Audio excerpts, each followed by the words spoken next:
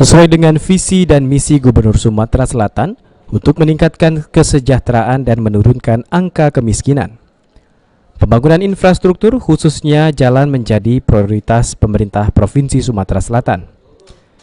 Pemprov melalui Dinas PBU MTR tahun 2019 ini telah melakukan perbaikan jalan di sejumlah wilayah Sumatera Selatan.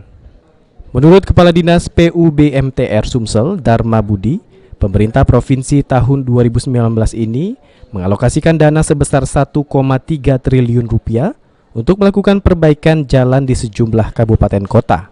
Perbaikan infrastruktur jalan ini diharapkan akan berdampak pada perekonomian masyarakat yang nantinya berdampak pada kesejahteraan rakyat. Ditargetkan ruas jalan yang diperbaiki ini rampung pada tahun 2020 mendatang. Dengan visi misi Pak Gubernur, jadi visi yang keempat dalam rangka mempercepat penurunan tingkat kemiskinan seluruh wilayah di Sumatera Selatan ini adalah satunya adalah perbaikan infrastruktur.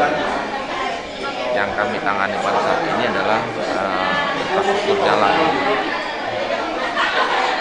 Tahun 2019 ini kurang lebih ada 1,3 triliun yang dialokasikan untuk perbaikan jalan di seluruh wilayah kabupaten kota Sumatera Selatan. Saat ini sudah memasuki tahap akhir, bagian besar sudah PHO, dan kami laporkan juga dengan Pak Gubernur bahwa di 2020 mudah-mudahan penanganan ini tuntas untuk wilayah untuk perbaikan jalan di wilayah Sumatera Selatan.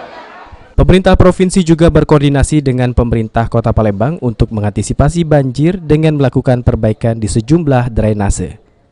Tim Liputan, PAL TV.